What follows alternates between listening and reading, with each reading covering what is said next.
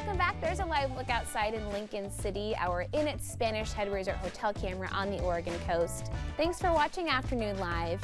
If you have been having trouble handling your child's difficult behavior, our next guest is here to help. We welcome back family educator and coach Amy Williams. Always great to see you. Thank you. Nice to You be are here. my personal coach, so I'm always happy when you stop by. I'm so glad. And we can check in. So we're going to talk about little 5-minute bits. Yes. Right. Yeah. Because we have 4 types of bothersome behavior to cover, and we're going to focus on one just for today. Right. A bite-sized lesson. Bite-sized lesson. So I'll try to be calm, but it's quick. Okay. Yeah. So we can watch the replay later. Yeah. But yeah, there are 4 different types of behavior that can drive us, as the important adult in the lives of our child, can just drive us up the wall.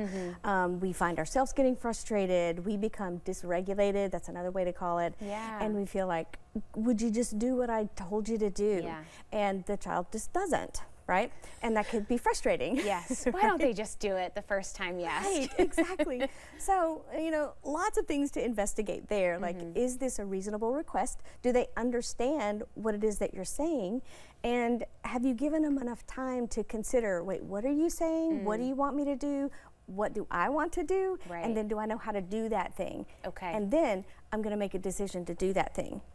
That's complicated. Yeah. So with lots of time and experience as humans, we get better at that, right? We can make decisions pretty quickly, and young children especially are still learning how to do that. Yeah. So that's one thing I recommend, is when a child is doing something and we might say, okay, you're not minding me, I've told you to get off the table 10 times and you're still on the table. That might be what we're thinking inside, but instead of saying that out loud, we might want to repeat that. Sure. Oh, feet on the floor. Let them know where their feet go, not on the table. Oh, you're standing on the table, our feet are on the floor. Okay.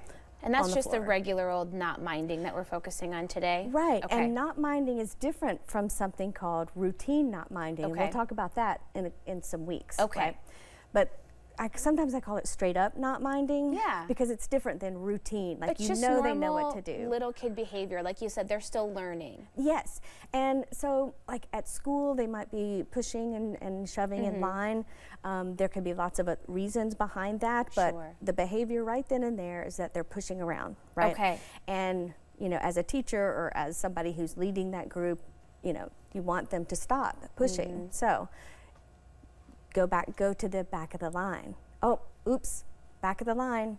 And they don't do it. So they're continuing to not mind or offer that behavior, which is bothersome. Yes. Right? Yes. So, back of the line, back of the line, back of the line. So that's called broken record. Yeah. Right?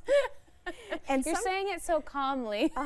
But in reality, when someone does this, you Right. might be feeling like that little hurricane is coming up in Yes. here. Yes. As the grown-ups, we get to manage that. It's Yeah. not the child's work to help us manage our frustration or Okay. our big emotion.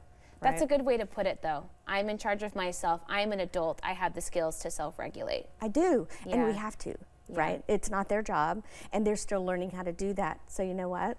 They're watching us to learn how to do that. Yeah.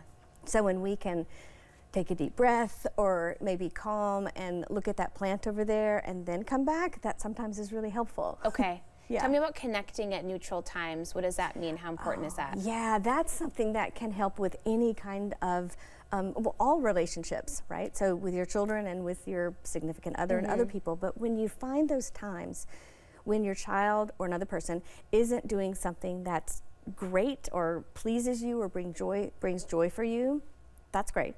Or when they're doing something that is bothersome to you or to other people, right? But they're in the middle. It's a neutral time. They finish their snack and they put their dish on the counter and they're walking over here, or they finished a book and they put it down and they're deciding what to do next. Drive time is a great neutral time. And in those moments, when we can connect with them, and the key to the magic of that is that it's brief and often nonverbal. So a smile or a wink, it depends on what's your thing. Yeah. I tend to be a winker, but I Yeah. also know that not everybody likes that. So Yeah. you just got to know your audience and decide how do I connect? Is it a smile?